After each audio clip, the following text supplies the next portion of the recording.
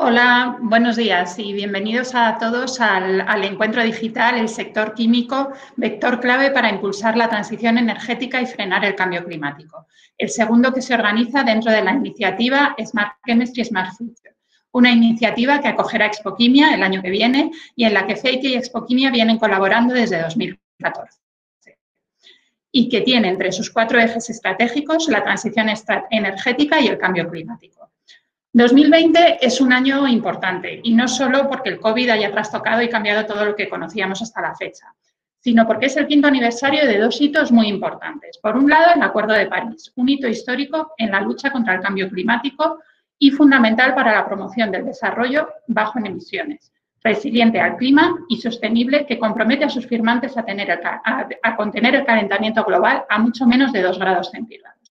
Una hazaña que requiere una tremenda colaboración. Por otro lado, el 5º aniversario de la publicación de la Agenda 2030 y sus 17 Objetivos de Desarrollo Sostenible. Un reto sin precedentes que exige soluciones políticas, económicas, ambientales, sociales y muy especialmente científicas y tecnológicas. También 2020 ha sido el año en el que hemos conocido más detalles del Green Deal, el ambicioso plan de la presidenta de la Comisión Europea, Ursula von der Leyen, para lograr que Europa sea el primer continente climáticamente neutro en 2050 y en el que el consumo de recursos esté disociado del crecimiento económico. Lograr dar respuesta a todos estos ambiciosos objetivos implica apostar por la industria, por la colaboración y por la I+D+I, como ya venimos haciendo desde el sector químico, sector que invierte 2.800 millones de euros en estas actividades. De hecho, el año pasado, por estas fechas, desde la Federación Empresarial de la Industria Química Española, junto con la Plataforma Tecnológica y de Innovación de Química Sostenible, organizamos uno de los eventos satélites de la COP25 para transmitir y divulgar algunas de las soluciones más innovadoras que se están desarrollando.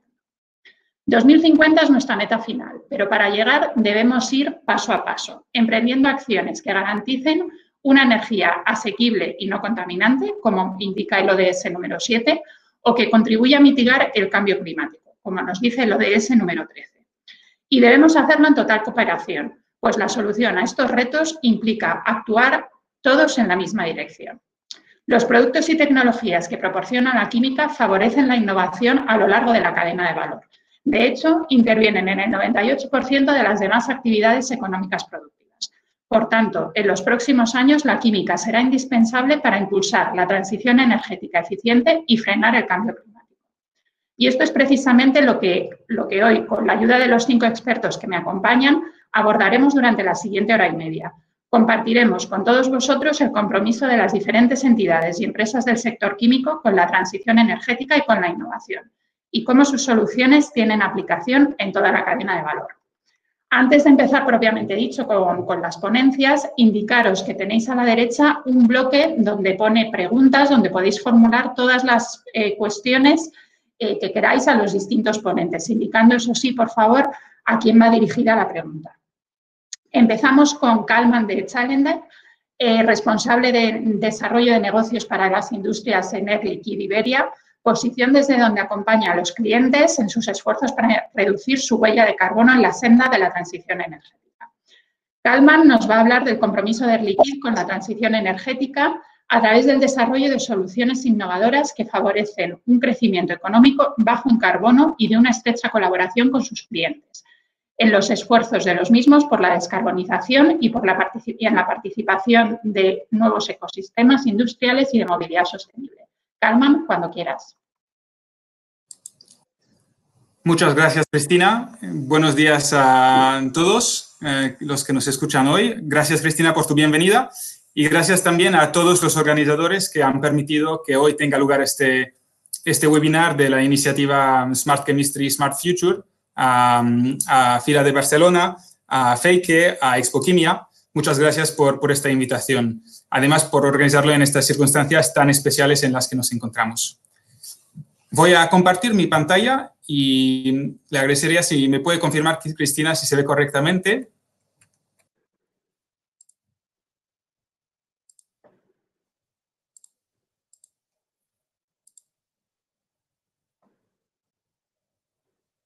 Perfectamente, Kalman. ¿Sí?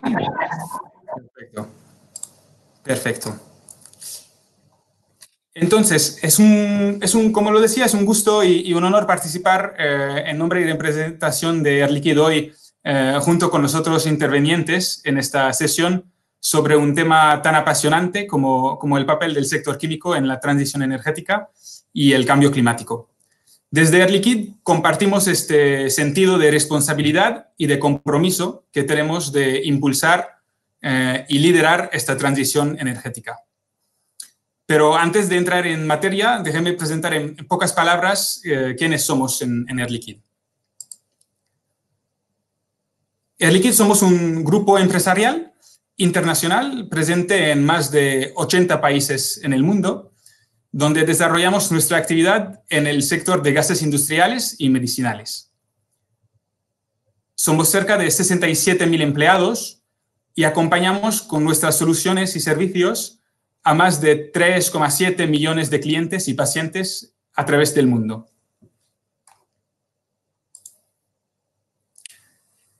Llevamos cerca de 120 años desarrollando nuestro expertise científico de estas pequeñas moléculas esenciales que son el corazón de nuestro negocio y que son el oxígeno, el nitrógeno y el hidrógeno, entre otras. Estamos continuamente mejorando nuestras tecnologías para su obtención a partir del aire o de otros recursos naturales como son el gas natural o el agua.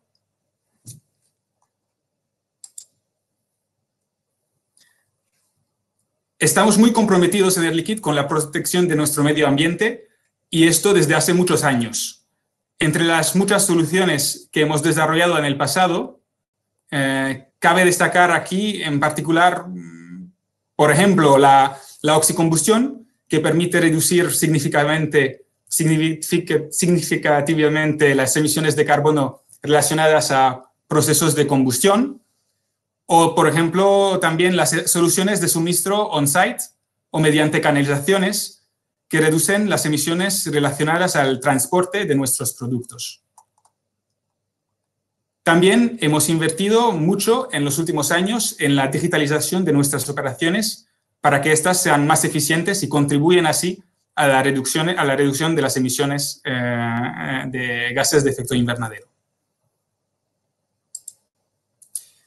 Hoy damos un paso más en esta dirección con nuestros objetivos climáticos que fuimos, de hecho, los primeros en nuestro sector en anunciar en el año 2018.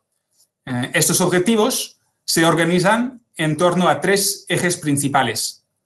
En primer lugar, reducir la intensidad en carbono de nuestra propia actividad en un menos 30% al horizonte 2025 frente a 2015.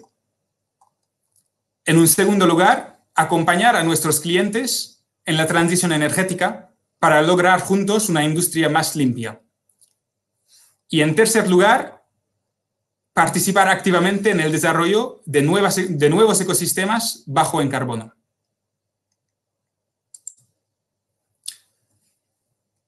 La eficiencia energética, la optimización de nuestra cadena de suministro y la compra de energía renovable constituyen los principales ejes de nuestra actuación para reducir la intensidad de carbono de nuestros activos. En relación a este último punto, me gustaría destacar que fuimos pioneros en Air Liquide España dentro de nuestro grupo con la firma en julio de este año de un PPA de electricidad renovable que es equivalente al 15% de nuestro consumo actual en España.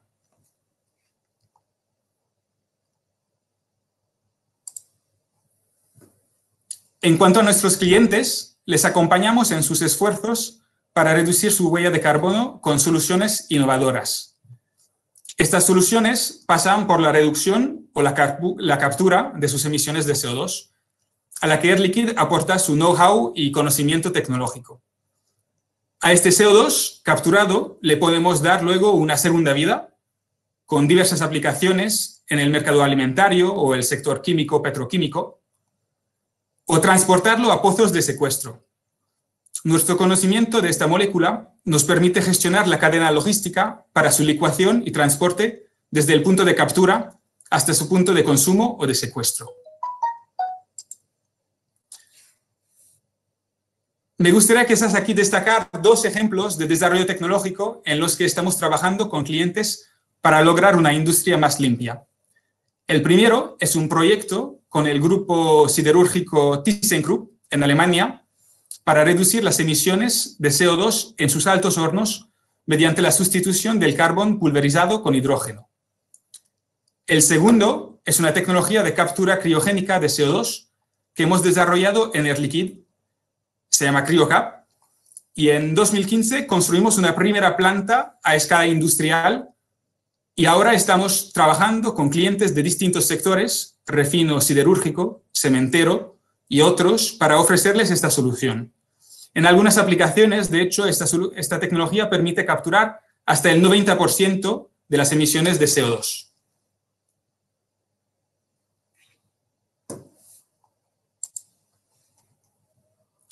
Como decía anteriormente, el tercer eje de nuestros objetivos climáticos es contribuir a la creación de ecosistemas que fomentan la transición energética hacia un modelo bajo en carbono.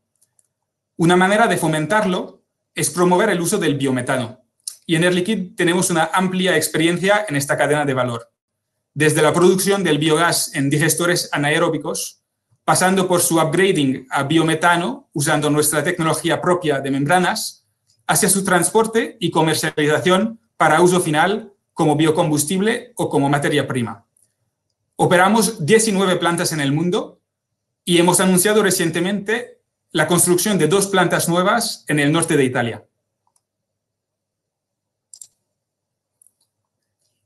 En Air Liquide también llevamos y estamos absolutamente convencidos de que el hidrógeno tiene vocación a jugar un papel fundamental en la transición energética, al conllevar muchas oportunidades y permitir la descarbonización de sectores que resultaría difícil electrificar o descarbonizar de otra manera. Para ello, este hidrógeno deberá ser bajo en carbono y estamos contemplando todas las alternativas tecnológicas para alcanzarlo, que sea mediante la adaptación de las tecnologías clásicas de reformadores al uso de biometano o vía captura y almacenamiento de carbono, o a partir de la electrólisis del agua o como coproducto de procesos industriales limpios.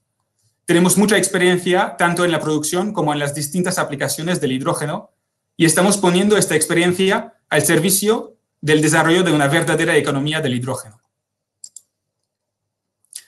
Una de las tecnologías claves para el despliegue del hidrógeno renovable es la electrólisis del agua, y en Air Liquide llevamos tiempo desarrollando experiencia en ella. Operamos más de 40 electrolizadores en el mundo y en 2018 inauguramos una planta PEM, Proton Exchange Membrane, de 1,25 megavatios en Dinamarca, para abastecer a 5 hidrogeneras para el sector del transporte. El mismo año tomamos una participación financiera en Hydrogenics, uno de los expertos mundiales en la fabricación de electrolizadores. Iniciamos también la construcción de la mayor planta PEM del mundo, de 20 megavatios, en el site de Bécancour, en Canadá. Hoy tengo el placer de compartir la noticia de que esta planta arrancó hace unos días, posicionando a Air Liquide a la vanguardia de la producción de hidrógeno renovable a partir de electrólisis del agua. Estamos ya trabajando en el próximo paso, buscando desarrollar proyectos de gran escala de 100 megavatios o más. Kalman, 2 minutos. Sí, muchas gracias, Cristina. Vemos también mucho potencial para el uso del hidrógeno en el sector de transporte. Por eso hemos tomado el liderazgo en países como Japón, Corea del Sur, Alemania o Francia para desarrollar una red de estaciones de repostaje. Hemos instalado más de 120 hidrogeneras a nivel mundial, de las cuales operamos cerca de la mitad. Trabajamos en muchos proyectos de movilidad, de los cuales me gustaría destacar quizás los 2 siguientes. En Francia hemos lanzado en 2015 la primera oferta de taxis operando con hidrógeno, llamada Hype. Esta flota cuenta ya con más de 100 taxis y nuestro objetivo es llegar a 600 a finales de 2021. Este verano hemos también anunciado, junto al puerto de Rotterdam, una iniciativa para el despliegue de 1.000 camiones equipados de pilas de combustible que serían suministrados mediante una red de 25 hidrogeneras de alta capacidad. Este proyecto moviliza un complejo ecosistema de socios industriales, empresas transportistas y autoridades públicas. Para movilizar y canalizar todos estos esfuerzos del sector privado hacia el despliegue del hidrógeno, hemos participado en la creación del Consejo del Hidrógeno, que hoy cuenta más de 90 empresas líderes de distintas geografías y con la ambición de fomentar la creación de una verdadera economía del hidrógeno para contribuir a la transición energética. Me gustaría concluir con esta frase de nuestro CEO, Benoît Potier, que marca la clara apuesta de nuestro grupo para el hidrógeno y su papel fundamental en impulsar la transición energética y frenar el cambio climático. Espero que esta presentación haya mostrado nuestro pleno compromiso con la transición energética y obviamente estaré encantado de responder en la segunda fase de esta sesión a las preguntas que pueden haber surgido. Muchas gracias. Gracias, Kalman. La verdad es que unos datos y unos objetivos muy ambiciosos que tenéis ante vosotros los próximos años. A continuación, Ernesto Silva Mójica, ingeniero de proyectos de Covestro, va a compartir con nosotros cómo los materiales de altas prestaciones contribuyen a mejorar progresivamente la eficiencia de las energías alternativas y además presentará el compromiso de Covestro por transformar todos sus centros de producción con el fin de que puedan operar con energías renovables. Y es que transición energética y economía circular están íntimamente ligados y cuando hablamos de eficiencia de recursos no podemos ni debemos olvidarnos de la energía como recurso. Adelante, Ernesto, cuando quieras.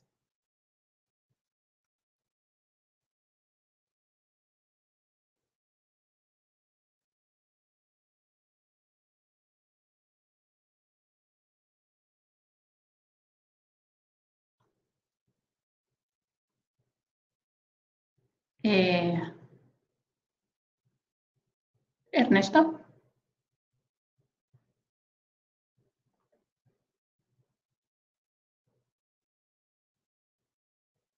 Vale, bueno, mientras esperamos a que ya está aquí Ernesto. Gracias. Perdón, no sabía que no me estaban oyendo. Muchísimas gracias por la introducción y por la invitación. Estamos encantados de estar aquí compartiendo la escena con otras empresas que también están trabajando en las energías renovables. Y bueno, queremos presentar las actividades que tiene Covestro en esta área que es tan importante para nosotros y para la industria química. Voy a pedir que me ayudes, por favor, compartiendo los slides y podemos comenzar.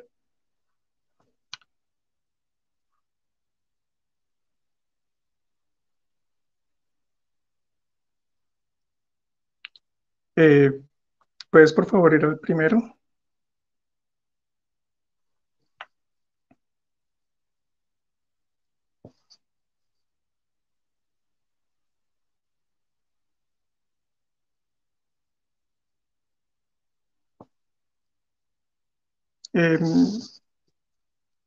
Cristina o María José, este no es el primer slide. Ok, muy bien, ahora sí lo tenemos, gracias. Bueno, de nuevo, gracias por la invitación. Estamos muy complacidos de presentar las actividades de Covestro en energías renovables. Estos son unos pasos muy importantes porque nuestra visión, como lo hemos confirmado recientemente, es ser completamente circulares.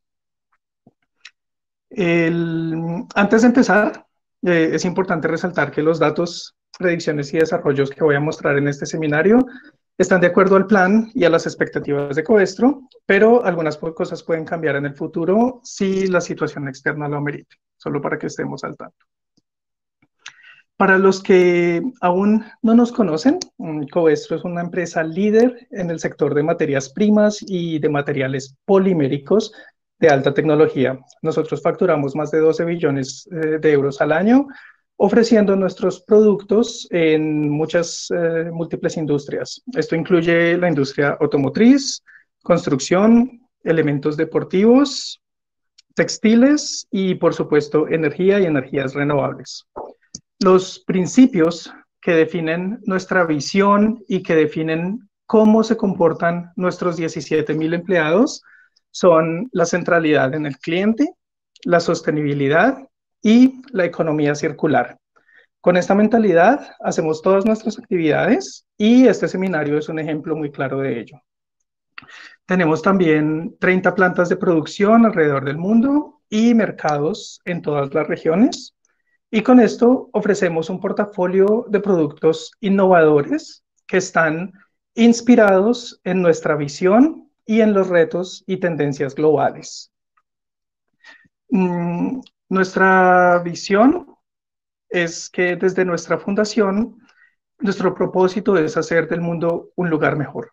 Por lo tanto, Covestro recientemente confirmó públicamente que nuestra visión es ser plenamente circulares. Esto quiere decir que la circularidad, la economía circular, es la dirección principal para todas nuestras actividades y desarrollos. El otro elemento de cómo nos comportamos y de nuestros nuevos desarrollos es basado en la economía, es basado en los retos y tendencias globales. Estos retos y tendencias globales están de acuerdo a los Objetivos de Desarrollo Sostenible de las Naciones Unidas y nosotros tenemos algunas soluciones ya establecidas y estamos desarrollando otras para retos y tendencias que incluyen urbanización sostenible, movilidad eficiente, la implementación de la cultura digital, como es el 5G, combatir el cambio climático, que está íntimamente ligado a la energía renovable, y por supuesto, soluciones y acciones que son directamente aplicadas en energía renovable. Este es el tema central de la ponencia de hoy, y les voy a mostrar las actividades que tiene Covestro.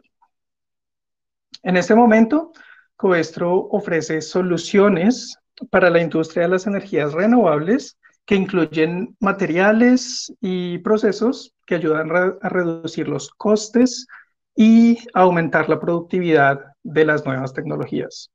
Pero nosotros no nos detenemos ahí. Estamos conscientes de que en la industria química consumimos cantidades significativas de energía, por lo cual también nos hemos comprometido a incluir planes de acción corporativos para usar energías renovables en la producción de nuestros materiales y para reducir el consumo energético de las soluciones que proveemos. Así, damos pasos significativos hacia ese objetivo que tenemos de ser plenamente circulares. Algunos ejemplos de los materiales y aplicaciones que ya ofrecemos para la industria de renovables incluyen poliuretanos para mejorar la eficiencia de aerogeneradores, poliuretanos para aislamientos, policarbonatos para mejorar la eficiencia de baterías, autos eléctricos y luces LED, recubrimientos con prestaciones para paneles solares y, por supuesto, acciones corporativas para el manejo eficiente de energía, como lo son nuestra reacción en fase gaseosa para producir isocianatos, nuestros contratos a largo plazo de energía renovable y un ejemplo muy específico en España, nuestra tecnología ODC, que permite reducir el consumo energético para generar cloro en un 25%. El cloro es uno de los intermediarios más importantes de la industria química y de materiales y es un paso significativo para manejar nuestra energía.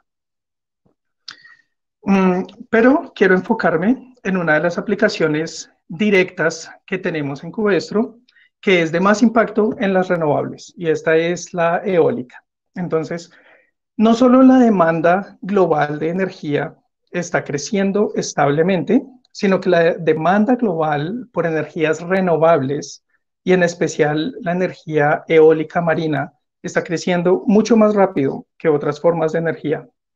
En España, casi la mitad de la energía renovable ya es eólica y el objetivo al 2030 es que se incremente la capacidad significativamente, casi al doble, para proveer más del 30% de la energía eléctrica en el país. La situación en España no es única. Toda la Unión Europea y todos los países, casi todos los países del mundo tienen objetivos similares de aumentar la capacidad de los renovables y muchos tienen el objetivo de aumentar la capacidad de eólica. Sin embargo,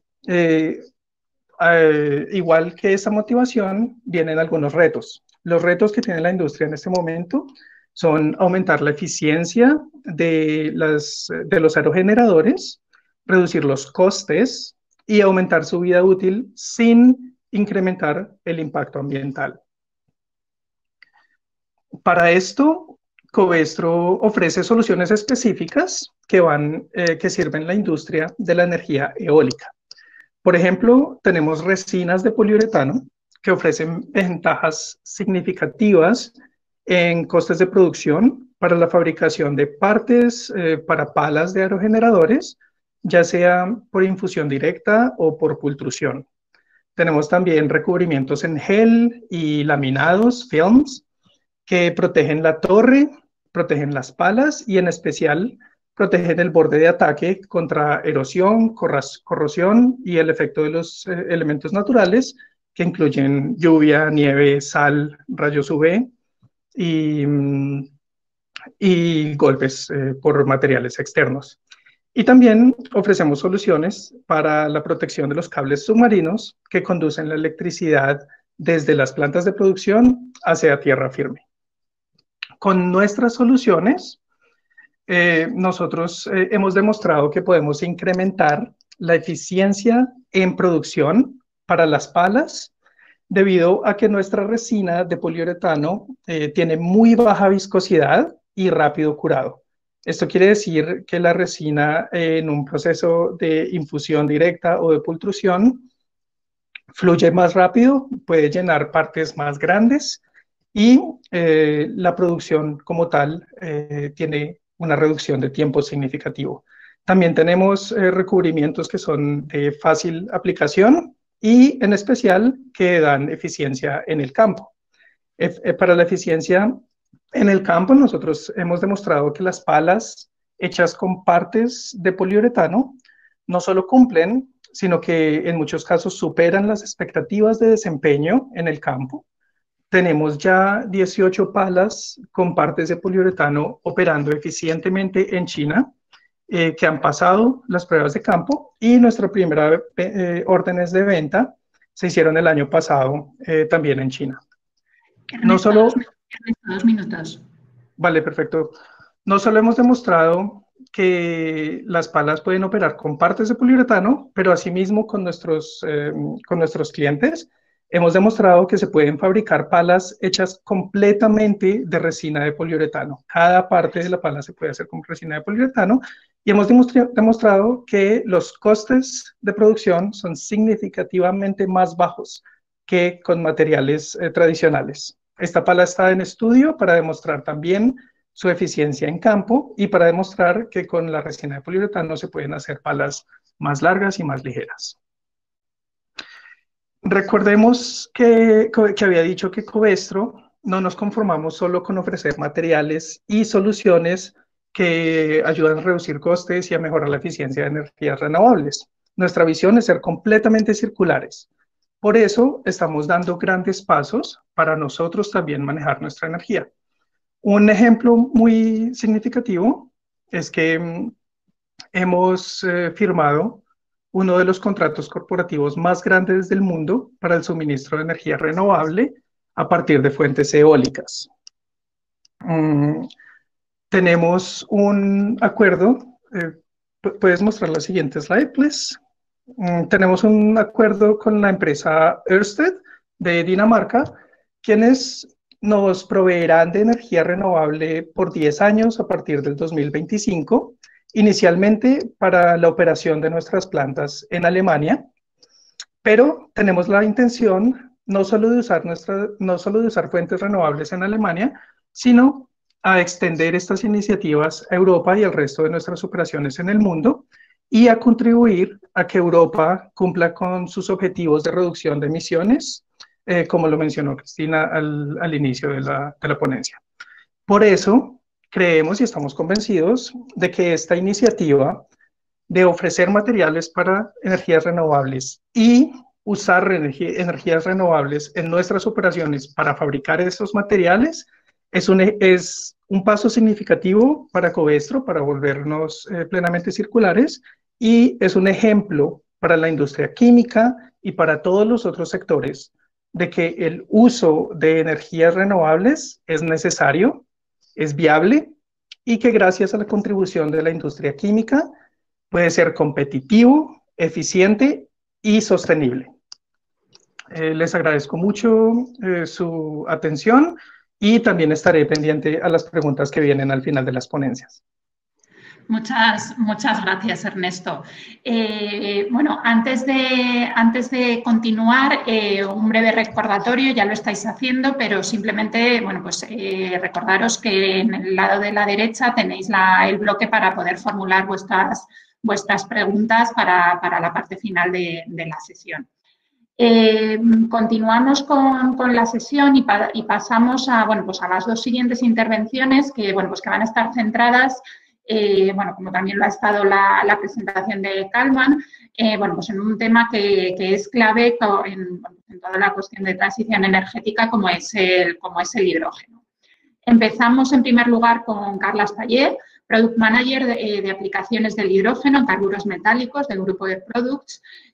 Carles nos va a hablar del papel del hidrógeno como vector clave en la transición energética y cómo la producción y el uso de este gas ofrecen nuevas oportunidades para lograr que la sociedad funcione con una energía 100% renovable. Carles, cuando quieras. Muchas gracias, Cristina. Buenos días a todo el mundo. Gracias también a los organizadores, a Expoquímica, a Feike, a Fira de Barcelona, por darnos la oportunidad de participar en ese webinar. Empiezo compartiendo la presentación.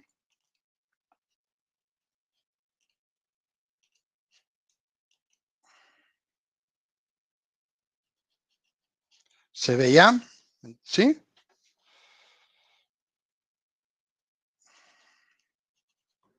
Sí, sí se ve. Correcto. Bueno, en mi webinar voy a hablar del hidrógeno. Perdona, Carles, no se ve en pantalla completa, ¿eh? A ver, vamos a ver. Vale.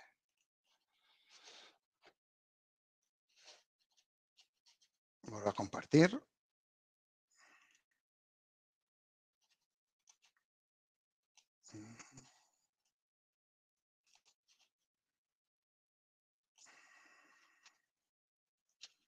Un segundo.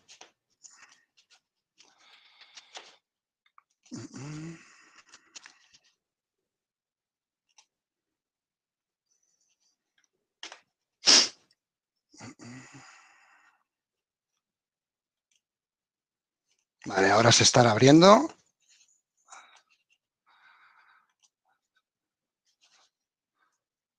A ver. Vale.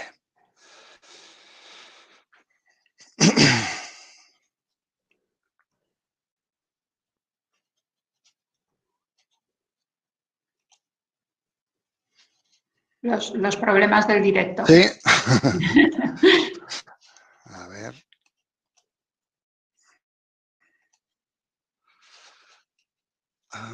¿Se ve bien? ¿Se ve ahora? ¿No? No. A ver. Vale, ahora voy a compartir. Si no, compartiré pantalla. ¿Vale? ¿Se ve ahora? Yo de momento no. Ahora. ¿Vale? ¿Sí? Ahora, perfecto. Carles, cuando quieras. Perfecto. Bueno, perdonad este pequeño problema.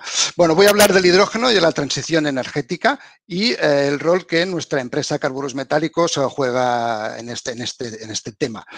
Hablamos de transición energética porque tenemos que ir hacia una nueva forma de producción de energía, una forma en la que dejamos de consumir combustibles fósiles para consumir energía limpia que evite el problema principal, uno de los problemas principales que tenemos en estos momentos a nivel planetario, que es el calentamiento global.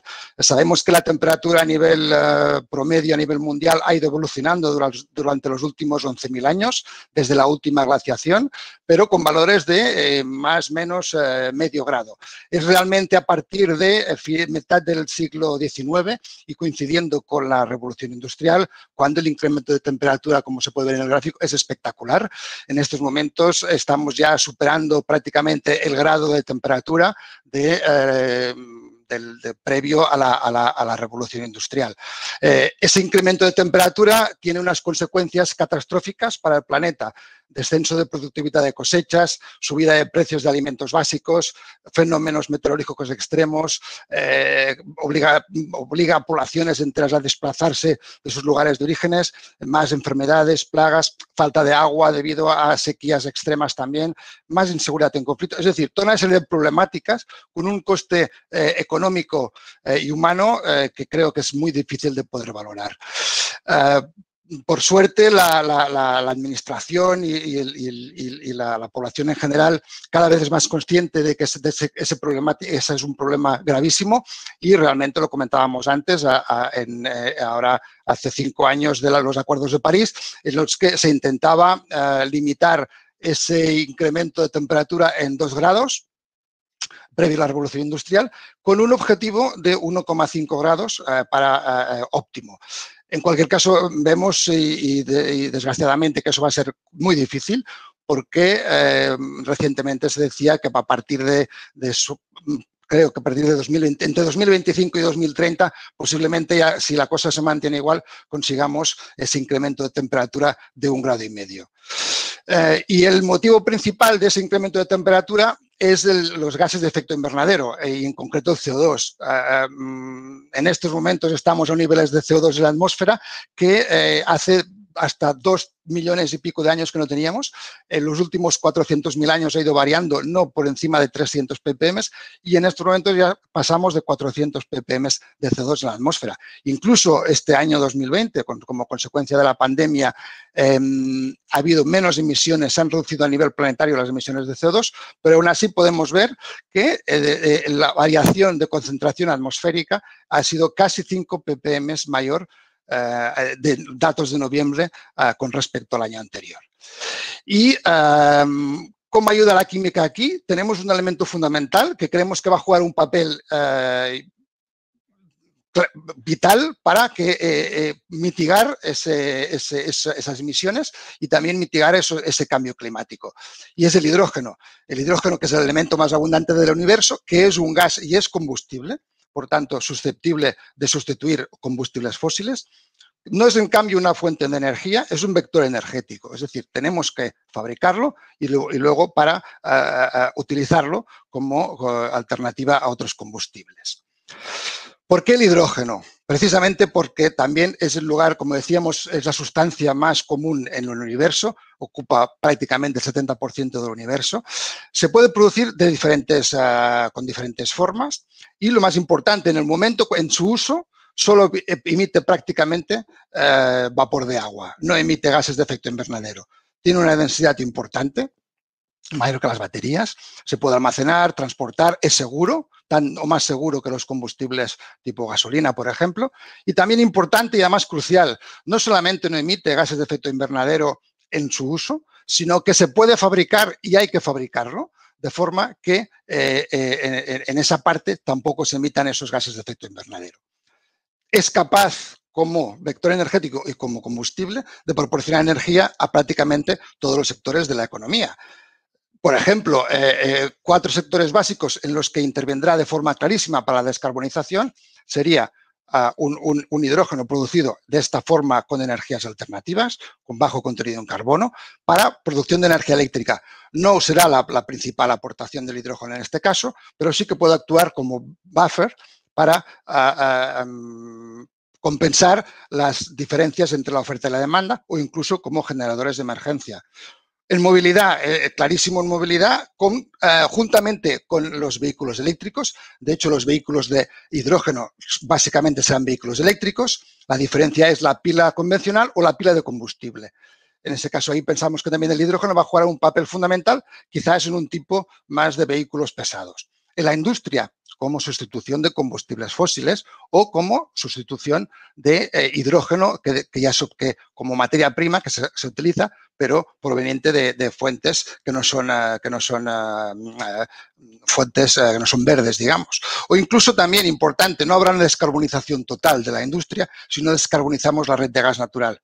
En esa línea hay cada vez más investigación y se está trabajando para inyectar hidrógeno en la red de gas natural y con el objetivo final de llegar a tuberías, a canalizaciones, transporte 100% hidrógeno. Y ahí cómo interviene nuestra empresa. Carburos Metálicos es una industria química. Carburos Metálicos fabrica gases del aire, fundada en 1897, a punto de hacer 125 años, pero con una experiencia ya en 1927 también con una planta de hidrógeno. Y desde finales del siglo pasado pertenece al grupo multinacional americano Air Products, en todos los continentes y suministrando gases a más de 30 segmentos de la industria. Pero comprometidos clarísimamente, principalmente con la seguridad y también con la sostenibilidad. Y es en esa línea donde el crecimiento de la empresa va, temas de gasificación, con 3 líneas importantes: gasificación, captura de CO2 y el hidrógeno para movilidad y transición energética que comentamos. Pero el hidrógeno no es algo nuevo para nosotros, es líder mundial Air Products en el hidrógeno industrial, con más de 60 plantas en todo el mundo. Producimos más de 1 millón de toneladas al año, con 7 redes de tuberías y más de 500 kilómetros, 6 plantas de hidrógeno líquido en todo el mundo, una de ellas en Europa, y en la península ibérica, en España, 150 toneladas al día producidas y de las cuales 3 son transportadas en plataforma, producidos de diferente forma a nivel de reformado de gas natural o incluso a nivel de todo el mundo, con una experiencia de más de 30 plantas de electrólisis, más de 35 plantas de electrólisis. Esta experiencia global, incluso en movilidad, aunque no es la movilidad tradicional, pero ya en 1975 pusimos el primer licuador de hidrógeno líquido para proporcionar ese hidrógeno a la NASA para la impulsión de los cohetes Saturno. Operamos más de 80 plantas de hidrógeno y ese enfoque inicial hacia la tradicional del hidrógeno, hacia industria química o refinería, también a partir de hace más de 20 años, con una línea hacia la nueva economía del hidrógeno, básicamente hacia la movilidad. Y ahí tenemos 250 estaciones de hidrógeno, de suministro de hidrógeno para vehículos en más de 20 países. Y miembros fundadores del Hydrogen Council también, con una misión clarísima por parte de nuestro CEO de impulsar ese desarrollo, esa economía del hidrógeno.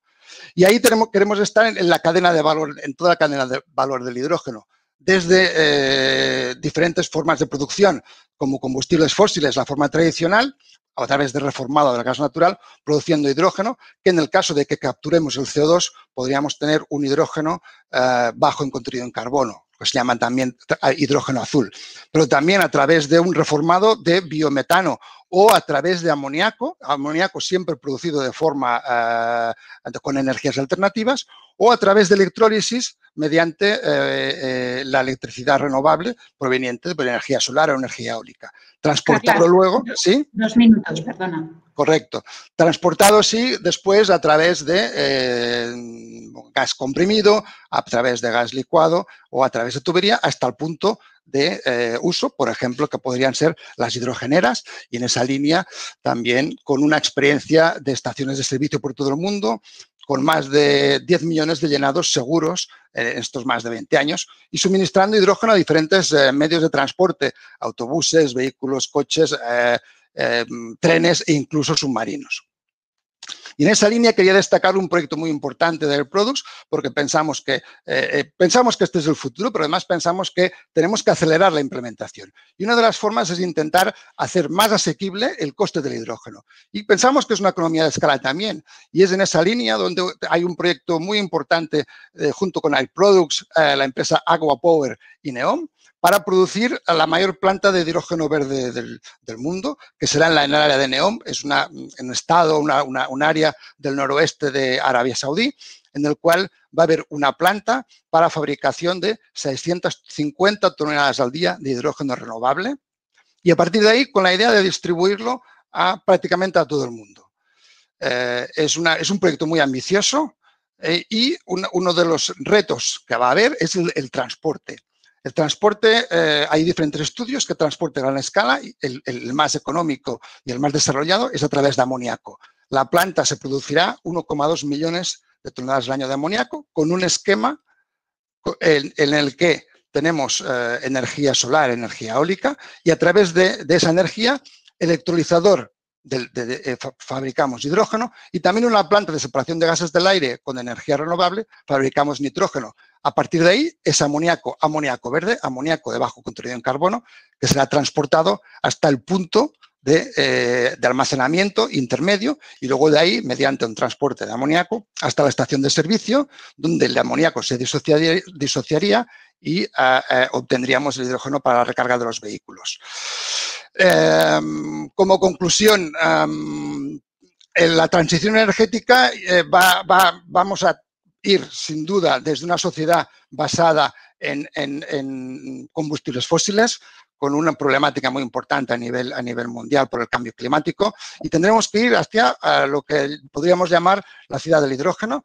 Yo les invito a entrar ahí en este enlace, donde conjuntamente con Ambientec hemos desarrollado algo didáctico en el que explicamos cómo podría ser de forma ideal una ciudad del hidrógeno basada en energías alternativas, básicamente energía eólica, energía hidráulica, energía solar, y a partir de ahí, cómo intervendría el hidrógeno desde el punto en la ciudad, tanto como almacenamiento, como buffer, como energía de emergencia, como parte de la industria para combustible alternativo y también, evidentemente, para el tema de movilidad. Y sin duda, y muy importante, el objetivo es mitigar el cambio climático, es reducir el CO2. Y cada kilo de hidrógeno que vayamos a producir y sobre todo que vayamos a usar, nos evitará que emitamos entre 8 y 12 kilos de CO2 a la atmósfera. Muchas gracias. Muchas gracias, Carlas. Continuamos con Carlas Alabau, coordinador del Grupo de Trabajo de Hidrógeno de Tarragona de la EQT, quien nos va a presentar el potencial del hidrógeno en el contexto de la industria petroquímica de Tarragona, donde existe un alto consumo de este gas industrial. Concretamente, Carlas nos va a aportar una visión de futuro del papel que puede jugar no solo como combustible ante la difícil electrificación de algunos procesos, algo que ya se ha ido mencionando en esta sesión, sino también como elemento clave en el proceso de fabricación de materiales más circulares y más sostenibles. Carlas, cuando quieras. Buenos días. Gracias primero a Cristina por invitar a EQT y felicitar a mis compañeros de las industrias gasistas, a Air Liquide, Air Products, Nippon, porque van a tener un papel fundamental, ¿no? Se habla mucho de las utilities, pero ellos tienen el conocimiento técnico y ayudarles en este proceso va a ser muy importante. Dicho esto, voy a intentar compartir mi pantalla.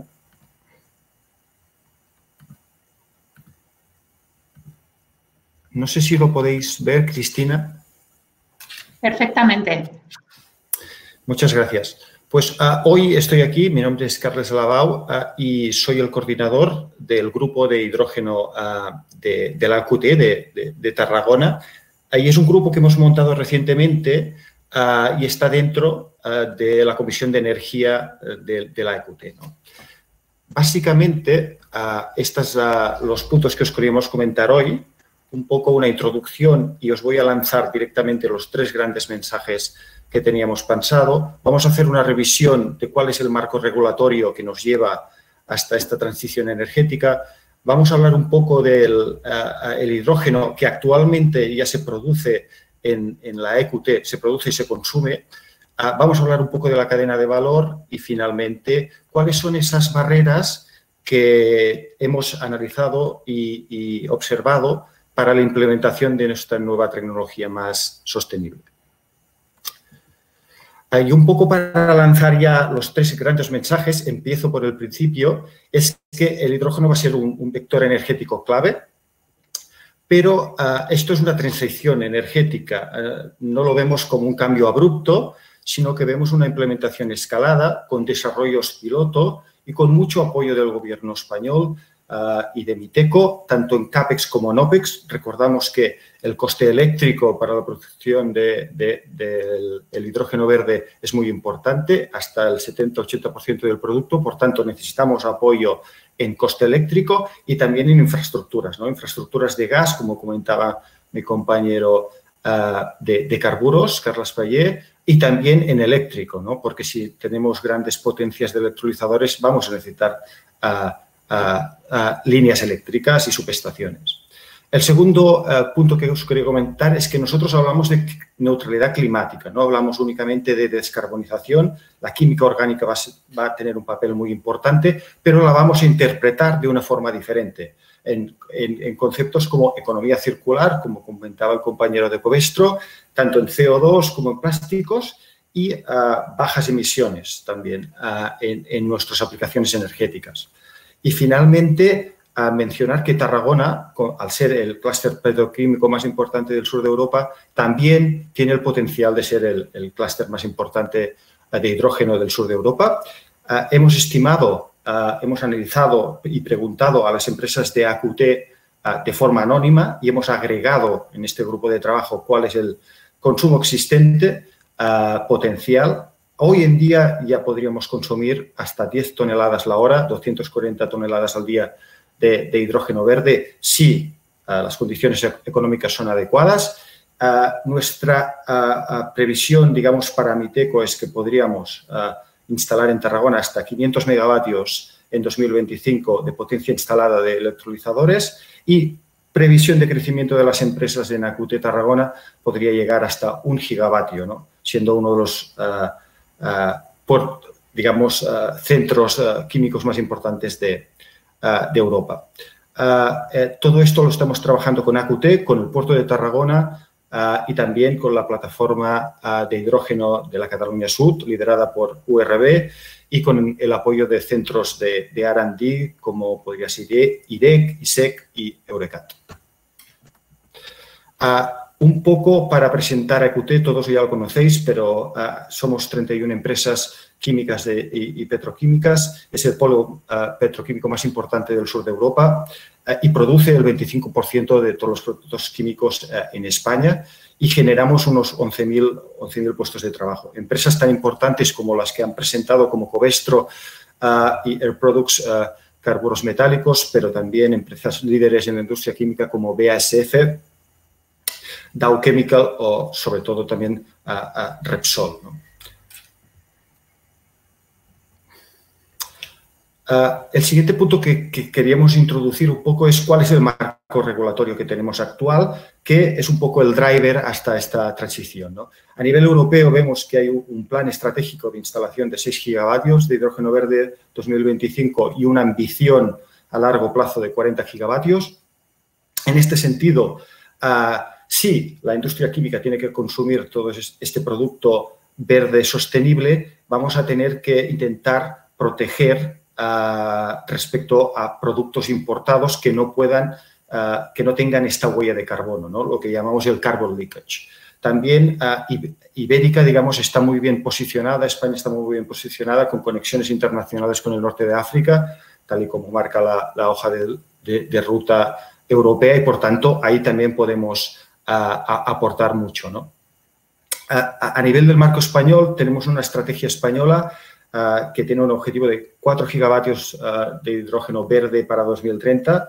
El 25% de consumo industrial de hidrógeno también debería ser verde. Aquí quizá podríamos incluir también, como han comentado mis compañeros, otro tipo de hidrógenos como el azul como elemento transitorio. Y finalmente el tema del marco catalán, que sí que hay una ley del cambio climático, no se sabe exactamente en qué posición se encuentra, pero no parece incluir mucho el rol del hidrógeno. Y finalmente necesitamos una coordinación entre regulaciones, entre la regulación de renovables, de almacenamiento y de hidrógeno, para que todo sea un proyecto más consistente. El siguiente punto que os quería comentar es que hemos hecho en la EQT y en la Comisión de Energía estos meses antes de esta presentación.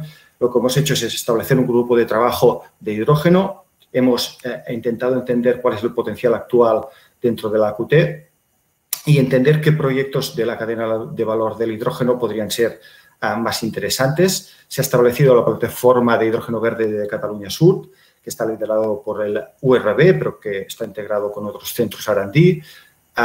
Y aquí no solamente englobamos, digamos, el complejo petroquímico, pero también queremos entender cuál es el impacto a la zona de Tarragona, tanto en ayuntamientos como en centros educativos, en el sector turístico, para intentar integrar todas las partes.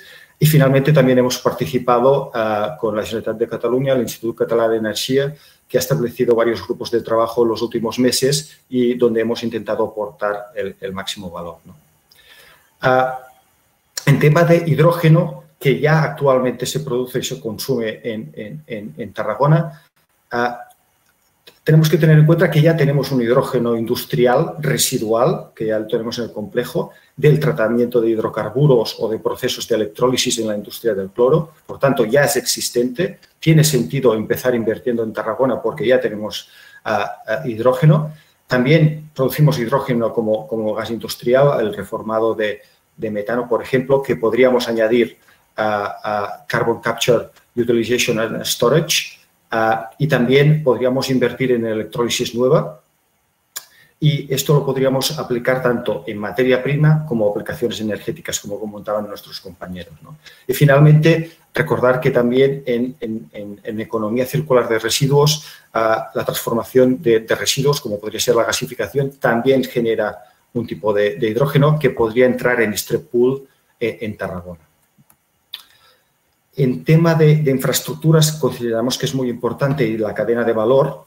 En Tarragona ya tenemos infraestructura de metano y, como ha dicho Carlos Payé, podemos inyectar, digamos, un cierto porcentaje de hidrógeno. Solamente es un 5% en volumen en la red, según la especificación técnica de Enagas. Intentar aumentar este porcentaje sería un driver importante también para reutilizar la infraestructura existente y reducir los costes de transporte del hidrógeno. Infraestructura. A nivel de almacenamiento sí que es verdad que es un reto y un challenge que tendremos que evaluar cómo almacenar grandes cantidades de hidrógeno para ser un buffer. Y el transporte, sin lugar a dudas, también es importante, ¿no? También comentar que sería interesante que flujos internacionales de hidrógeno pues, pudieran pasar también por Tarragona, porque somos unos grandes consumidores. No hace falta que vaya a toda Europa. Aquí también en España podemos consumirlo. Y finalmente el network con el puerto de Tarragona va a ser muy importante. Transporte marítimo podría ser en forma de amoníaco o con compuestos líquidos orgánicos que pueden transportar la molécula de hidrógeno. Y en rodado pues es más limitado, pero se podría llegar a comprimir, ¿no? Finalmente, Carlas, quedan 2 minutos. Vale, esta es la última slide. Gracias, Cristina. Y finalmente, básicamente, los retos que tenemos para implementar esta transición en Tarragona. A nivel de regulación, como hemos comentado, pues necesitamos que un porcentaje importante de renovable vaya a la producción de hidrógeno verde a través de electrólisis. También necesitamos que un porcentaje más elevado aún de almacenamiento de energía eléctrica en España vaya destinado a hidrógeno.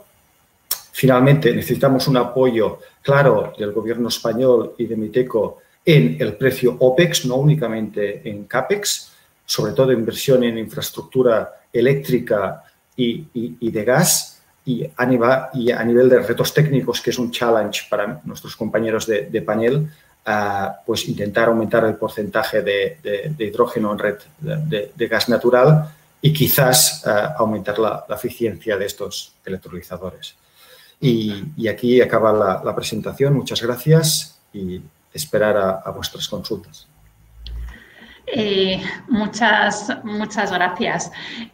Para terminar, mencionaba en mi intervención que bueno, pues tenemos ante nosotros unos retos muy importantes en cuanto a reducción de emisiones. Y uno de los gases de efecto invernadero a los que más referencia se hace es precisamente el CO2, que gracias a la química, como ya se ha venido mencionando en algunas de las intervenciones anteriores, puede ser capturado, almacenado y posteriormente utilizado como materia prima para la obtención de energía o de nuevos productos químicos. Para presentarnos los últimos avances en este ámbito, contamos con Feliciano Calvo, Marketing Manager de Industria Química en Nippon Gases. Feliciano, cuando quieras. Hola, buenos días a todos. Espero que se me escuche bien. Entiendo que sí. Lo primero de todo, quería agradecer a la organización pues la invitación que nos ha hecho para hablar de estos temas, que entendemos que son muy interesantes por la problemática que acarrean, ¿verdad? En fin, esperemos que en este webinar podamos ofrecerles pues una aportación interesante a este tema de tanta actualidad como es el tema de la descarbonización, ¿no?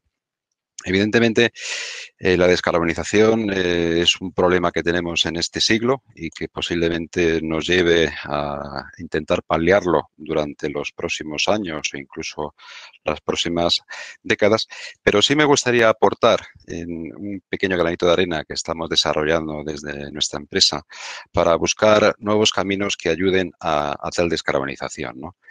Todos los ponentes anteriores han hablado de muchísimas posibilidades que tenemos en ese sentido y nosotros queríamos aportar la visión que tenemos sobre la utilización de esta molécula tan estigmatizada como es el dióxido de carbono, la posible utilización que tiene como materia prima. Nosotros creemos que tiene una serie de ventajas tanto por su naturaleza como por sus posibilidades, ¿verdad? Bien, pasaré en primer lugar a presentar a mi compañía, que es una compañía de nuevo nombre, aunque no de nuevo cuño. Nosotros provenimos de la antigua Praxair, que era un grupo americano. Bueno, esto hace 2 años fue adquirido por un grupo japonés, por el grupo Taiyo Nippon Sanso, que a su vez es una empresa que forma parte del grupo Mitsubishi Chemicals.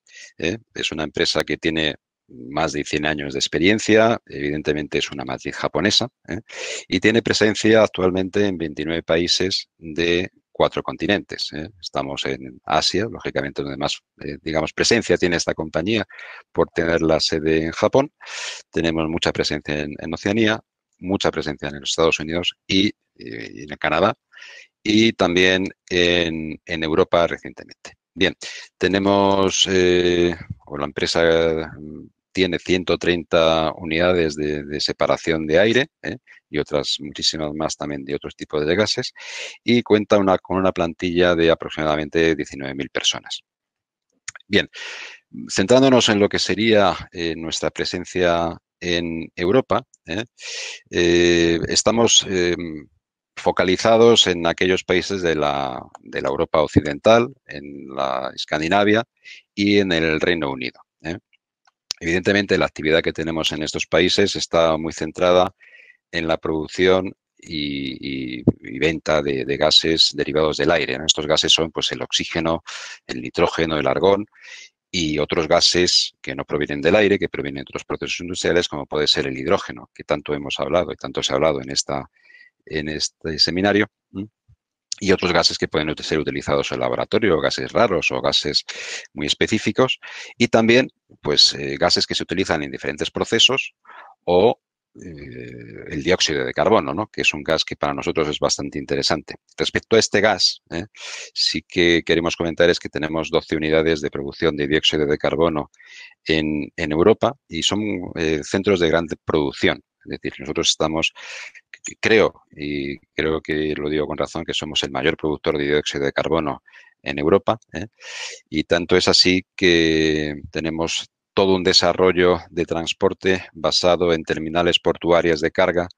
y en buques para el movimiento de este dióxido de carbono por todas las costas de Europa. Básicamente ahora mismo esta actividad está más centrada en la zona de Escandinavia y en la zona de Reino Unido, Francia e Irlanda, pero bueno, vamos extendiendo toda nuestra red en cuanto a estas posibilidades de transporte marítimo y, bueno, pues ahora mismo creo que tenemos una fortaleza muy interesante en este campo, ¿verdad?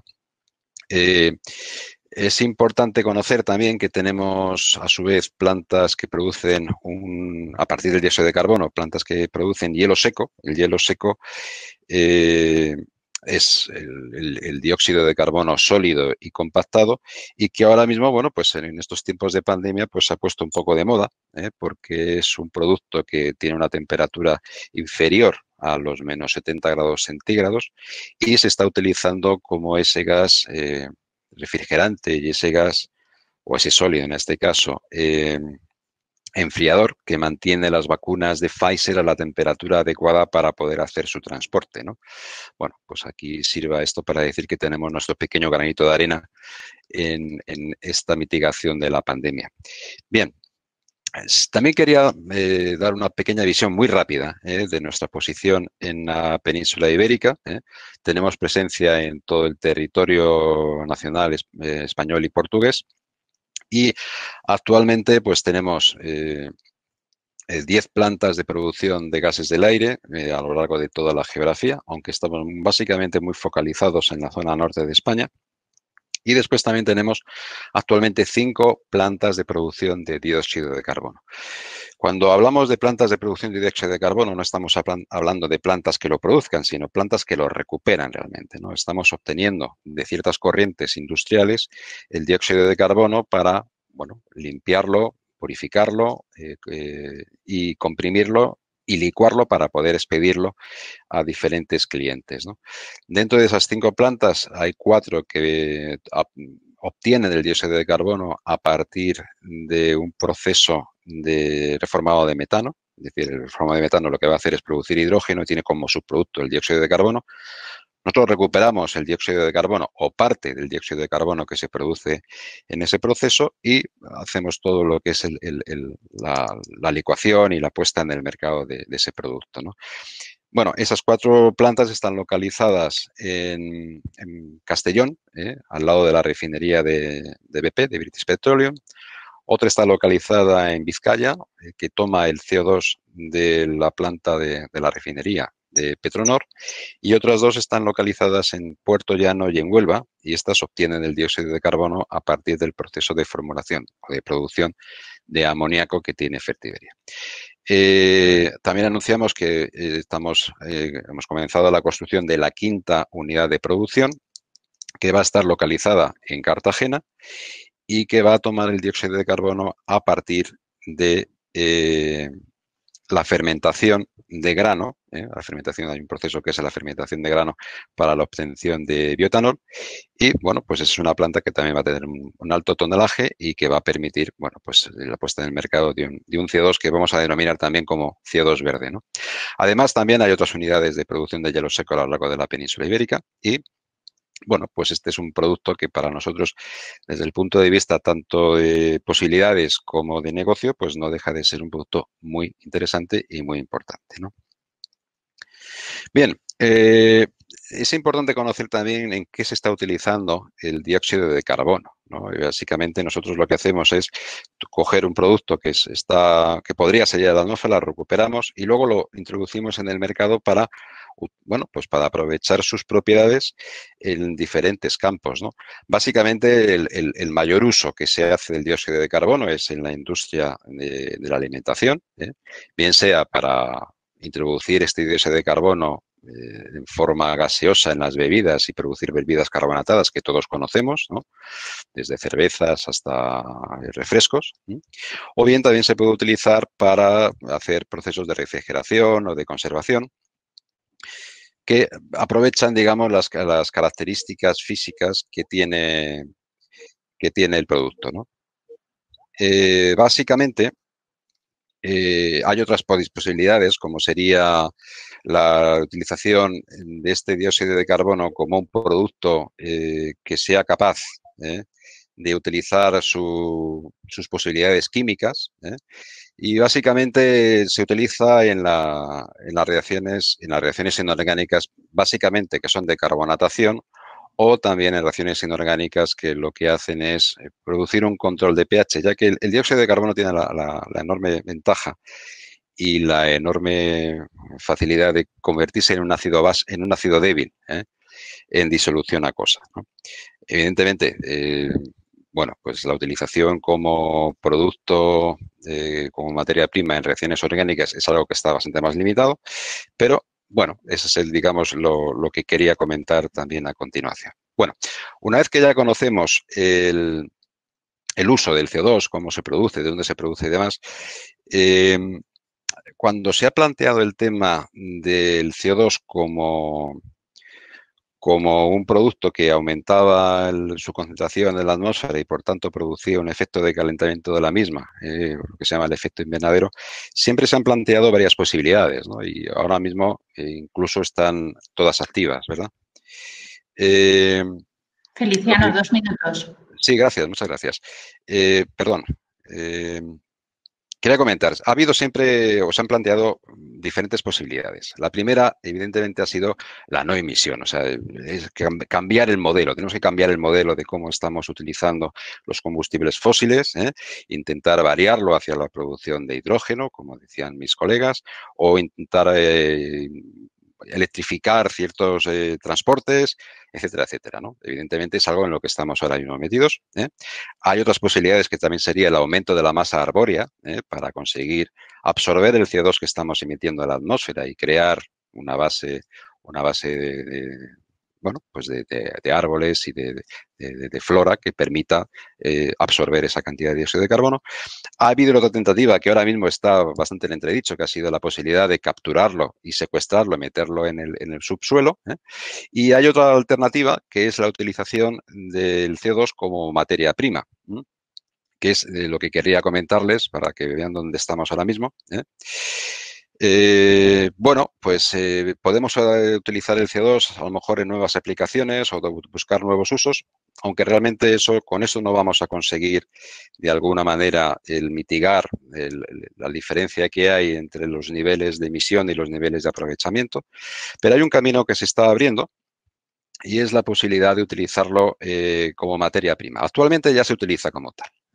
Actualmente se utiliza, vuelvo a decir, en las reacciones inorgánicas de tipo de carbonatación, sí. Y después hay una serie de reacciones orgánicas en la cual se está utilizando, ¿no? Se está utilizando para la producción de urea, para la producción de ácido salicílico, se está utilizando también como materia prima en la producción de algunos policarbonatos, de algunos poliuretanos y de algunos ácidos carboxílicos. Vuelvo a decir también, el nivel de utilización no tiene nada que ver con el nivel de emisión, pero bueno, pues tenemos unos ciertos tonelajes que permitirían o que están permitiendo captar algo de CO2. Sin embargo, el CO2 tiene una desventaja muy clara y es que tiene muy poca reactividad. Estamos hablando de una molécula que realmente es muy, muy estable termodinámicamente. Y generalmente, además, estos procesos que estamos analizando pues no tienen tampoco pues una gran masificación en cuanto a su uso. Sin embargo, hay una vía que creemos que da camino a la esperanza y que actualmente pues está avanzando y está avanzando a pasos agigantados. Estamos hablando de lo que se llama la hidrogenación selectiva del dióxido de carbono. Esto, evidentemente, viene facilitado por la obtención de hidrógeno verde. Básicamente, lo que consiste no es más que en combinar el dióxido de carbono con el hidrógeno en presencia de un catalizador. Y con esto, ¿qué se consigue? Pues realmente lo que se consiguen son moléculas como el metano, el metanol, el ácido fórmico, el etanol en algunos casos también se puede utilizar y sobre todo se pueden obtener olefinas ligeras e hidrocarburos ligeros que se pueden utilizar pues para tantos y tantos motores, ¿verdad?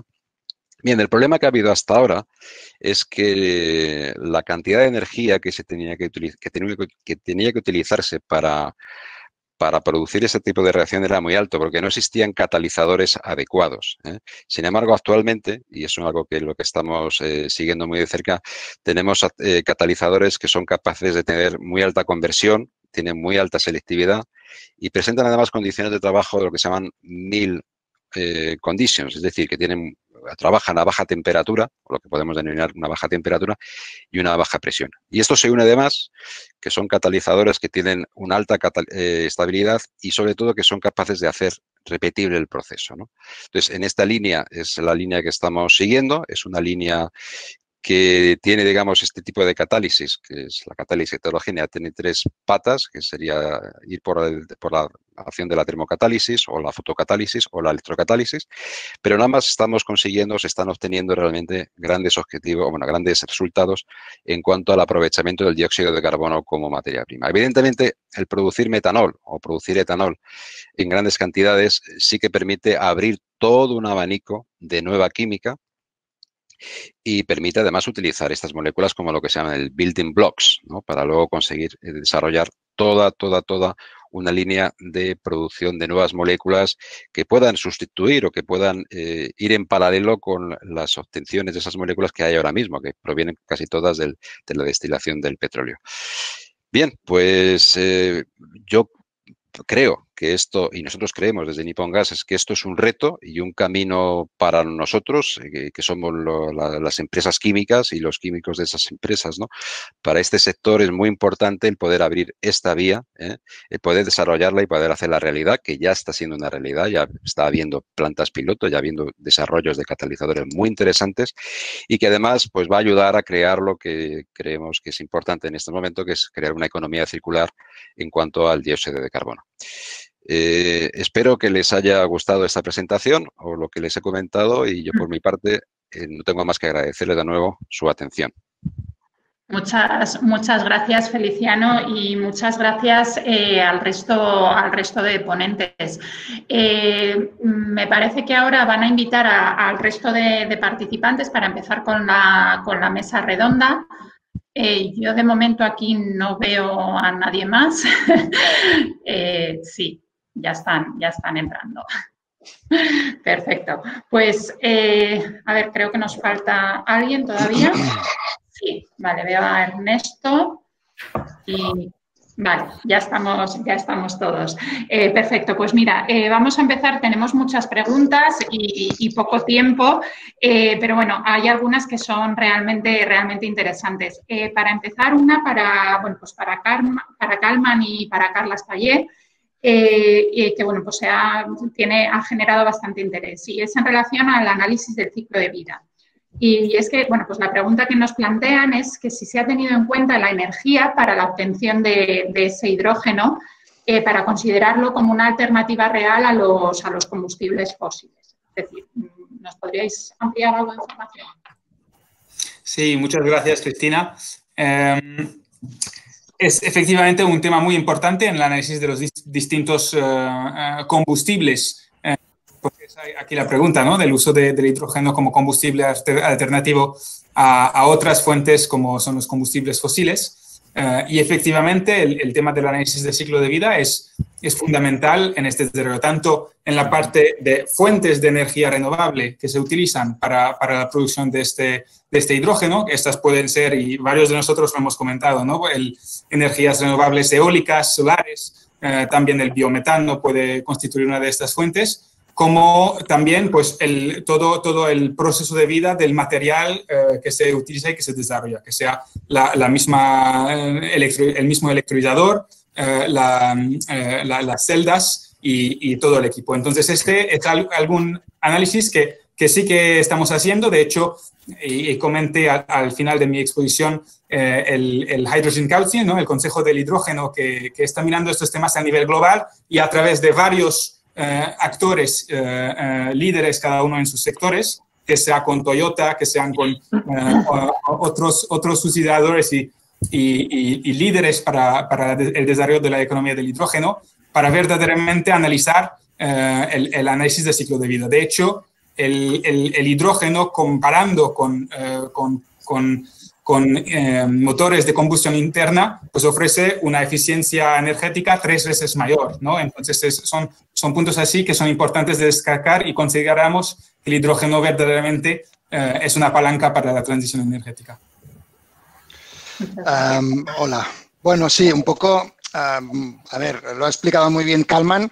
Yo solo añadiría o ampliaría un poco, por ejemplo, de hecho, si utilizamos hidrógeno, es porque dejamos de utilizar otro producto, como decía en mi presentación, que para su mismo uso va a emitir mucho más cantidad de CO2. Posiblemente la emisión cero de CO2 no exista porque para la fabricación de algún tipo de producto, pero en cualquier caso eso se tiene en cuenta. Y no solo el tema de la fabricación y el uso, sino también, y añadir el tema del transporte. También es muy importante que fabriquemos hidrógeno desde una forma, digamos, limpia, con la mínima huella de carbono, pero que además luego ese hidrógeno, una vez fabricado, lo transportemos de una forma también lo más con el mínimo impacto de CO2 posible. Y ahí está comentado, por ejemplo, el tema del transporte marítimo a gran distancia, es el que tiene menos impacto a nivel de emisiones de CO2. El transporte marítimo también puede ser utilizado, o sea, se puede usar amoníaco, por ejemplo, para el uso, amoníaco verde, o incluso luego los propios camiones que pueden llegar a transportar hidrógeno, que sean vehículos alimentados con hidrógeno, con pila de combustible. Perfecto. Muchas gracias. Pasamos ahora a una pregunta para Ernesto Silva, y es en relación precisamente a las palas eólicas que has mencionado, que has presentado, y los residuos que se generan precisamente de las palas al final de su vida útil. ¿Cuál es el estado del arte en la valorización de estos residuos de las palas y cómo se consigue esa circularidad plena con estos materiales? Sí, gracias. No es fácil, pero es una pregunta que surge frecuentemente, en especial porque estas son partes muy grandes y están relativamente aisladas. Entonces, hay varios proyectos en la industria, hay varios proyectos en cada una de las compañías que ofrecen materiales para las turbinas y para los aerogeneradores para buscar soluciones para este reto del reciclaje. Yo quiero mencionar 3 cosas. Uno, que uno de los retos grandes es que las palas y los compuestos que van en las palas hacen menos del 10% del waste, de los desechos de los thermosets. Pero el reto grande es que están relativamente aisladas y concentrarlas en un solo sitio para construir una planta de reciclaje o una planta de tratamiento es muy costoso. Entonces, uno de los retos grandes es que son partes muy grandes, que están relativamente aisladas, y el transporte y el decomisionamiento es muy costoso.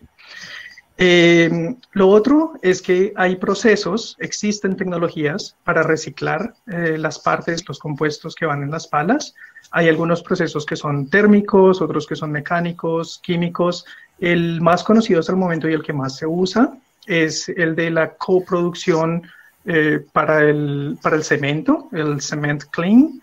Y obviamente este no es el más eficiente, y la idea es recuperar los materiales que en este proceso se queman con otros procesos antes de usarlos en el cemento.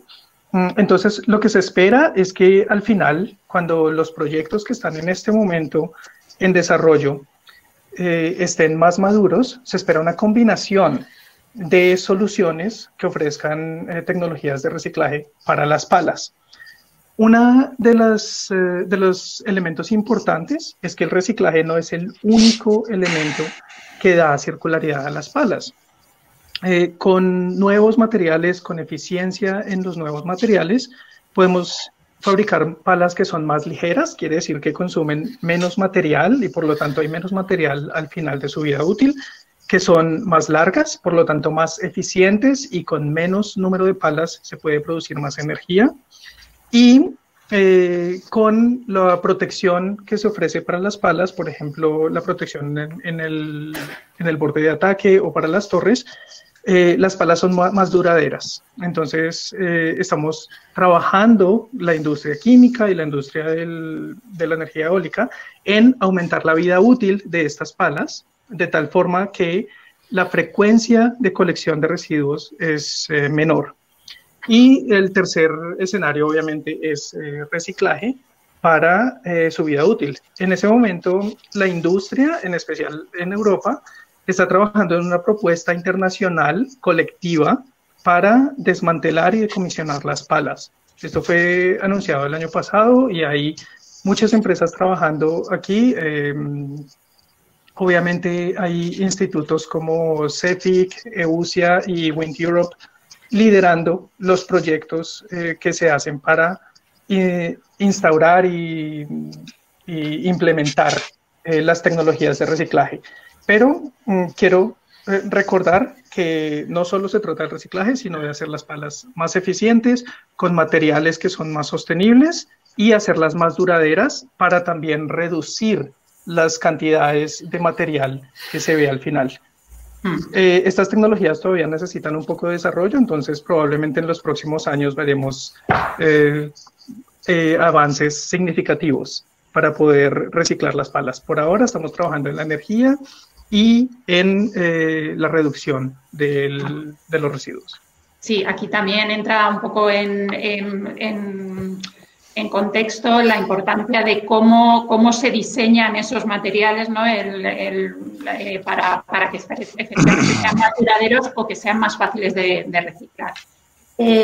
A continuación hay una pregunta para Feliciano, aunque justo veo que la acaba de responder por el chat, pero bueno, dice que sorprende que para plantear el efecto invernadero nos focalicemos en la emisión cero, cuando también necesitamos revertir el nivel de CO2 en la atmósfera. En Nippon, ¿os habéis planteado la captura de CO2 directamente de la atmósfera? Sí, bueno, lo estaba contestando, aprovechando el tiempo que tenía. Mira, no, o sea, no es el camino. No es el camino porque hay que darse cuenta que la concentración que puede haber en la atmósfera, estás hablando de 300, 400 ppm, y recuperar eso es inviable. Es como intentar pasar toda la atmósfera por algún filtro que te concentre el CO2 para luego reutilizarlo. Realmente hay que ir a focos que estén mucho más concentrados, a procesos químicos, a procesos de combustión, en los cuales la concentración del CO2 pues sea algo más elevada. Si no, gastaríamos tanta energía en concentrar ese CO2 para luego utilizarlo que sería inviable. Muchas gracias. A continuación, una pregunta para Carla Salabao de AEQT. Bueno, es una pregunta doble. Por un lado, los retos identificados para el desarrollo de proyectos de hidrógeno azul en Tarragona. Y por otro lado, ¿qué infraestructura se visualiza para dar salida al CO2 que se genere por esta vía? No, esto es una pregunta muy interesante, la verdad. La mayoría del CO2, como todos sabemos, en AEQT, en Tarragona, se produce en la zona norte de refinería y crackers, donde también hay alguna planta también de producción de hidrógeno con steam methane reforming. Esto depende de las estrategias de cada empresa, ¿no? Y se entiende que reducción de emisiones, pues vamos a empezar con eficiencia energética, electrificación, lo que no podamos. O sea, va a ser una combinación de soluciones, no va a ser una única solución, ¿no?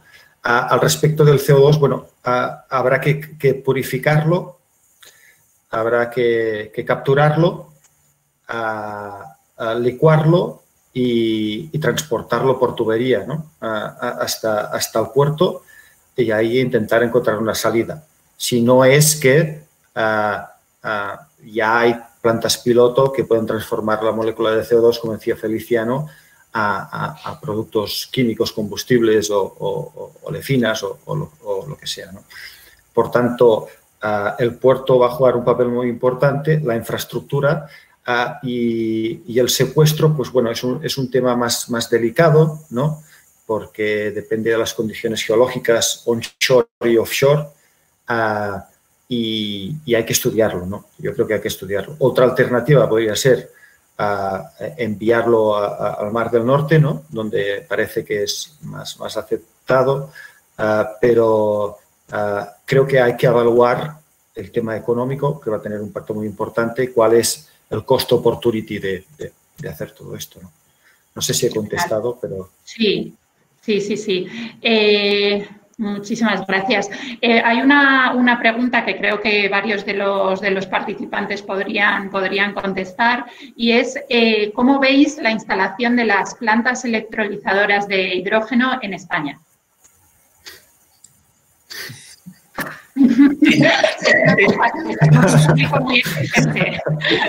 Cristina, tienes que decirnos. ¿Quién empiece?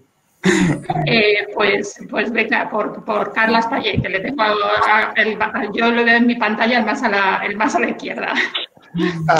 Bueno, a ver, yo lo veo bien. Vamos a ver, en definitiva es el camino que tenemos que seguir. también para producir el hidrógeno de la forma, el hidrógeno bajo contenido en carbono, el hidrógeno verde que queremos que luego se consuma. Entonces, hay un reto muy importante que es la hoja de ruta del gobierno español, que se enmarca dentro de la hoja de ruta europea, que establece, creo, me acuerdo el nombre, 6 gigavatios, creo, de energía para producir hidrógeno verde mediante electrólisis. Entonces, el hidrógeno verde se puede producir mediante electrólisis o bien también se puede producir a partir de biometano. Va a ser una combinación de estas dos en función también de las características y de las disponibilidades que haya y también de las legislaciones que haya detrás para que se establezcan. Pero vaya, yo soy optimista y si realmente a la hoja de ruta esta se cumple, pues vamos a ver un importante despliegue de electrolizadores en todo el estado. Carmen, ¿quieres añadir algo? Sí, muchas gracias, Cristina. Estamos totalmente de acuerdo, Carles, y efectivamente yo creo que para añadir solo a esto, España dentro de Europea tiene una ventaja competitiva, una carta que jugar en el tema del hidrógeno renovable, ¿no? Y que es la competitividad del suministro de energías renovables, el solar, el fotovoltaico, el termosolar, el eólico onshore y en un segundo plazo offshore también. Entonces tenemos una clara ventaja y dentro del marco de las ambiciones europeas, que son muy, muy ambiciosas, y también las españolas, como lo ha comentado Carles Carles Lavau también en su presentación, ¿no? Un 300-600 megavatios en el horizonte de 2024 y 4 gigavatios en el horizonte de 2030, pues son unos volúmenes significativos, y creo que creo muchos aquí, que España tiene un papel importante que jugar en este desarrollo, y esto pasará por el uso del hidrógeno como materia prima, ¿no? Porque hoy día, y lo hemos comentado varios, el hidrógeno se utiliza como materia prima en el territorio español, y esta materia prima también se tiene con plazos que descarbonizar y pasar hacia hidrógeno renovable, y luego pues fomentar los nuevos usos del hidrógeno en la industria, en el transporte, en la movilidad y también, pues, y Carles Lavau lo comentaba, en la inyección en redes de gas natural. Muchas gracias. No sé si alguien más quiere preguntar, añadir algo a esta pregunta. Si no, voy a hacer una que también ha salido, bueno, pues que la han posicionado, vamos, que la han votado, porque sabéis que se puede votar para que determinadas preguntas sean respondidas, y es una que es precisamente en relación a la fuente de, perdonad, lo diré, a la fuente al origen del agua, ¿no? Para esa electrólisis. Concretamente, preguntan, perdonadme, que es que esto como se va moviendo. Bueno, ahora no lo encuentro. Sí, dice, nos preguntan, me preocupa que el hidrógeno se obtiene del agua, pero se trata de un recurso escaso en el mundo y obviamente también y más en España. Y estamos trabajando en asociar electrolizadores con plantas de ósmosis inversa. ¿Está previsto algo en este sentido?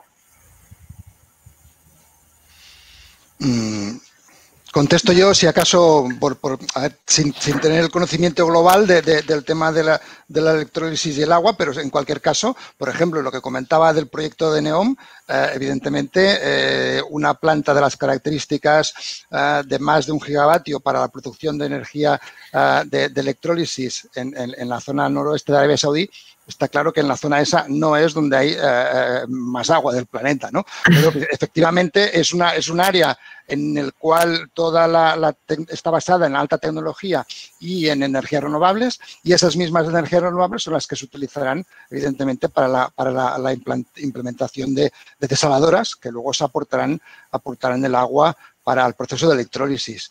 Y también sin saber exactamente el detalle, pero creo que se está trabajando para producción de electrólisis en aguas residuales, para la utilización de aguas residuales y utilizar esta agua residual depurada, pero para poder utilizarla en ese proceso de electrólisis. Muchas gracias. Pues una pregunta para Carla Salabau, de AEQT.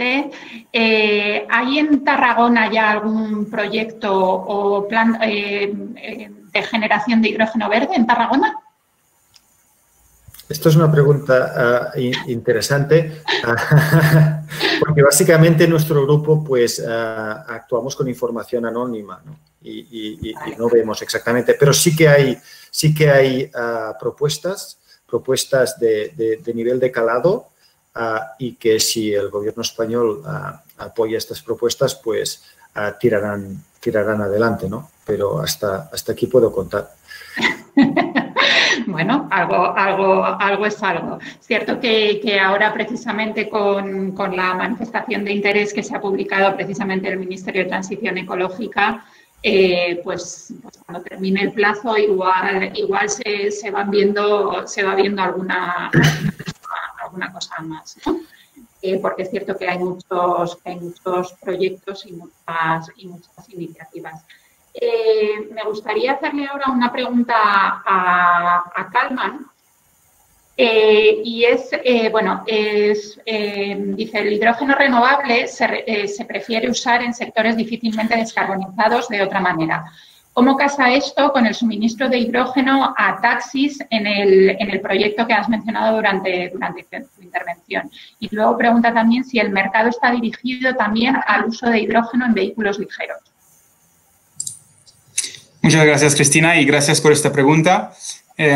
Este proyecto de los taxis Hype, a los que me refería en mi exposición en París, se lanzó con el momento de los acuerdos de París, ¿no? Que eran en 2015, que también pues, llegaron a que muchos países y actores del sector público y privado se comprometan a unos ambiciosos objetivos de transición energética y de descarbonización en el marco de frenar el cambio climático, ¿no? Y entonces este proyecto pues lo hemos impulsado en París junto con la empresa de transportes metropolitanos de París y abarcaba también en el consorcio pues el Ayuntamiento de París y otras empresas socios y consideramos que las flotas cautivas, como son por ejemplo las flotas de taxis, pero aquí también incluye pues, algunos otros usos, que son otros transportes metropolitanos, buses, etcétera,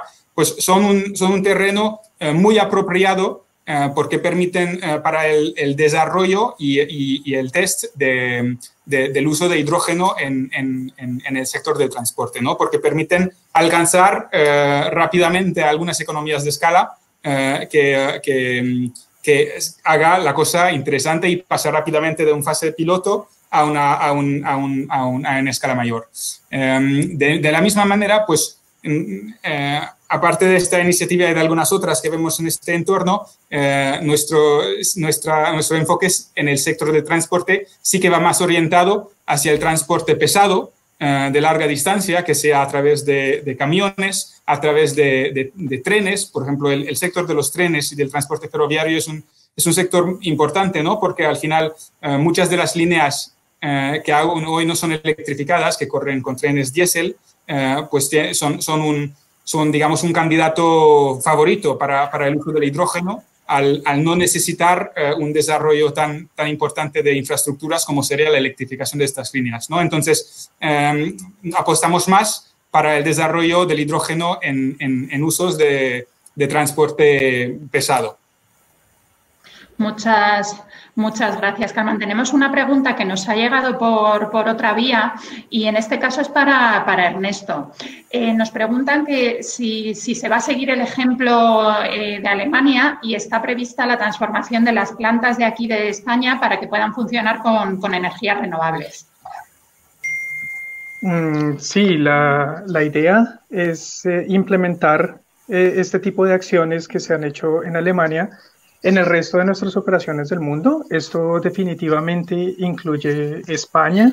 Se están buscando fuentes de energía renovables que tengan sentido en la región y que nos ayuden a complementar las otras acciones que se han tomado en Tarragona para reducir nuestro consumo energético y para consumir energía renovable. Entonces, uno de los ejemplos es que ahora vamos a instalar la primera planta de tamaño industrial con nuestra tecnología ODC, de Oxygen Depolarized Cathode, por sus siglas en inglés, para producir cloro. Esta tecnología empezó en Alemania, se han hecho demostraciones en planta piloto y demostraciones industriales en Alemania y en China, pero la primera planta de tamaño industrial va a ser en Tarragona y los planes y la ingeniería de detalle